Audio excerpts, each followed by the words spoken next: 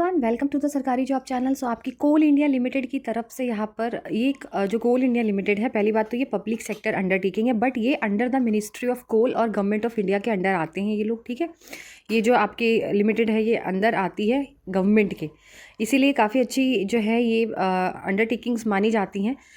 और अब बात करते हैं यहाँ पे आपकी जो है ऑनलाइन आपके 15 जनवरी से फॉर्म शुरू हो चुके हैं। लास्ट डेट आपकी रहने वाली है 14 फरवरी 2025। यहाँ पे आपका CBT एग्ज़ाम होता है। बाकी आप www.coalindia.in पर जाकर आप चेक कर सकते हैं। अब बात करते हैं कौन कौन सी पोस्ट है। तो सबसे पहले यहाँ पर है कम्युनिटी डेवलपमेंट की। मैं साथ में पोस्ट पढ़ती जाऊँगी और मिनिमम क्वालिफिकेशन।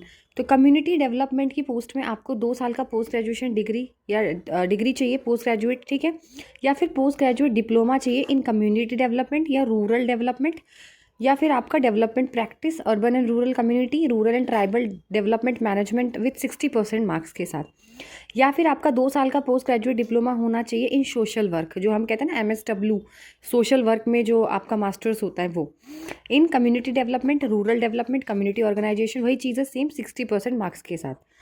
फिर है आपकी एनवायरनमेंट के अंदर आपकी फर्स्ट क्लास डिग्री होनी चाहिए, यानी फर्स्ट डिवीज़न से आप पास आउट होनी चाहिए एनवायरमेंटल इंजीनियरिंग में विथ 60% मार्क्स के साथ, या फिर कोई भी इंजीनियरिंग डिग्री हो पर आपको साथ में PG डिग्री डिप्लोमा कर रखा हो आपने एनवायरमेंटल इंजीनियरिंग में 60% मार्क्स के साथ। फिर है आपकी फाइनेंस में क्वालिफाइड CA या फिर ICWA।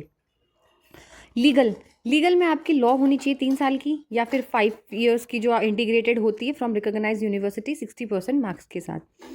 फिर है आपकी मार्केटिंग एंड सेल्स के अंदर 2 साल की MBA होनी चाहिए, या फिर PG diploma in management specialisation marketing के अंदर होना चाहिए 60% मार्क्स के साथ।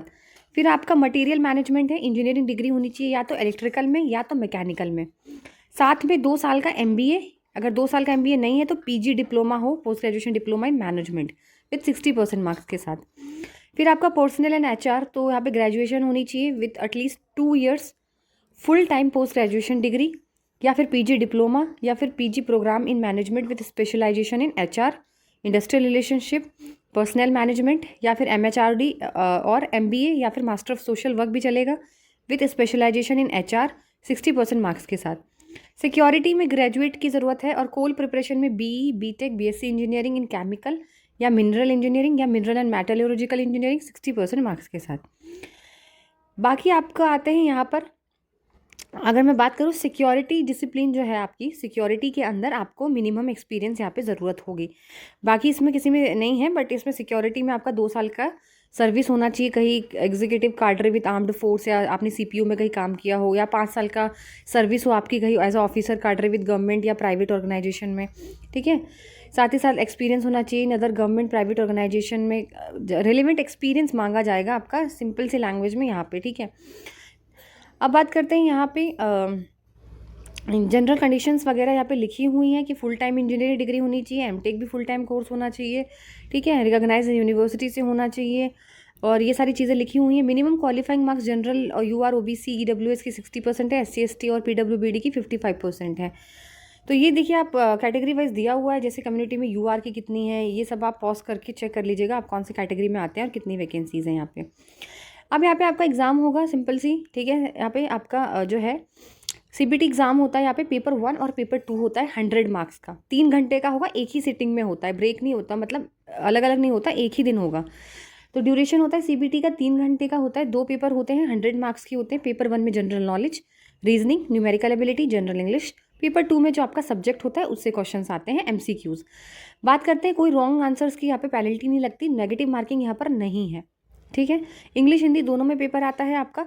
मिनिमम 40% आपको क्वालिफाई करना पड़ेगा जनरल वालों को, OBC को 35, SC ST को 30, ये आपका क्वालिफिकेशन मार्क्स है। एप्लीकेशन फ़ीस की बात करते हैं तो यहाँ पे आपकी 1180 रुपये फ़ीस रहने वाली है, और SC ST कैंडिडेट्स को कोई भी यहाँ पे फ़ीस नहीं देनी होती है। एज लिमिट की बात करते हैं यहाँ पे, तो अपर एज लिमिट 30 ईयर से 30 साल है। OBC के है तो 3 साल का रिलैक्सेशन, SC ST है तो 5 साल का, PWD UR है तो 10, OBC 13, SC ST 15 और एक्स सर्विसमैन को यहाँ पे दिया जाता है। बाकी सारी चीज़ें आप यहाँ पे पढ़ सकते हो, अदर डिटेल्स दिखी हुई हैं क्या क्या है, जैसे आपकी, ठीक है ना, कितना ग्रेड पे है, क्या क्या ट्रेनिंग में, इनिशियल बेसिक पे आपका 50,000 पर मंथ यहाँ पे दिया हुआ है, फिर उसके बाद 60,000 हो जाएगा, मतलब इस तरीके से लिखा हुआ है क्या क्या चीज़ें आपको यहाँ पे प्रोवाइड करेंगे। बाकी ये जनरल इन्फॉर्मेशन है जो आप पढ़ सकते हो, क्योंकि मैं ज़्यादा वीडियो को लंबा बनाना नहीं चाहती हूँ कि, और जो मेन पॉइंट्स हैं वही डिस्कस करे जाएंगे बस। तो सारी चीज़ें मैंने कवर कर दी हैं, कुछ रह गया हो तो आप कमेंट सेक्शन में पूछ सकते हैं। वीडियो अच्छी लगी तो लाइक एंड शेयर ज़रूर करिए, चैनल को सब्सक्राइब करें।